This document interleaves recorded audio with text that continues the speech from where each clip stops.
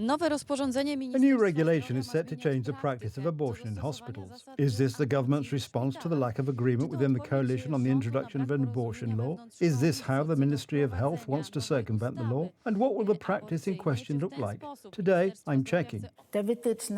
These guidelines do not change the law in any way. We as the Ministry of Health give interpretations on how these laws should be read. If the Catholic clerics or other critics of these guidelines wanted to tighten the anti-abortion law, they had 8 years in which to do so. They did so in the aspect of lethal defects, but did not move the aspect of the life or health of the woman.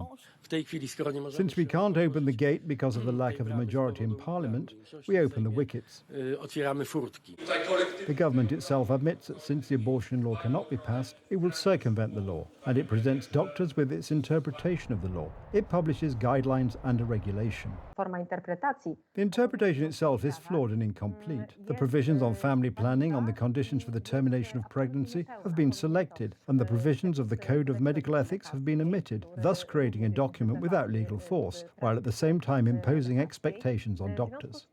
How is this expectation sanctioned? In a regulation on the basis of which hospitals and doctors who do not implement it will simply be penalised.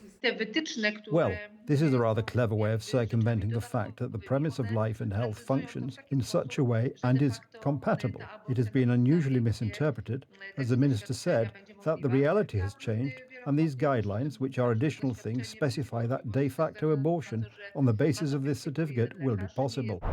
The guidelines on abortion, drawn up jointly by the Ministry of Health and the Ministry of Justice, have resonated. The regulation, even though there is no law, may in practice allow the killing of unborn children in additional, non-legally sanctioned cases. A psychiatrist with a license to practice's recognition that this woman's pregnancy is a threat to her mental health is a sufficient indication under the current law to terminate the pregnancy.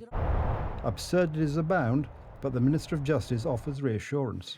They are the result of an analysis of 590 proceedings in these cases. The aim of these guidelines is to make prosecutors and public prosecutors' offices more sensitive to this type of a case and to show that we should pay particular attention to the situation of a woman who is at this difficult moment in her life. Only the legal situation in Poland has not changed. The rationale concerning the threat to life and health, this rationale has always functioned, and because of it, abortion is allowed in Poland as for a criminal act. Simply, a doctor can state a threat to health, write a certificate, and on the basis of this certificate, every hospital is obliged to perform an abortion under the threat of 2% of the contract with the National Health Fund. The Pabianica Medical Centre, which refused to perform the abortion, has already been fined by the Ministry of Health the hefty sum of 550,000 zloty. The hospital appealed the decision, and the fine was reduced to 250,000 zloty. The National Health Fund is conducting more such proceedings. The ruling coalition failed to agree on the abortion issue, but the Ministry of Health, together with the Ministry of Justice, orders doctors to circumvent the law and introduce abortion through the back door.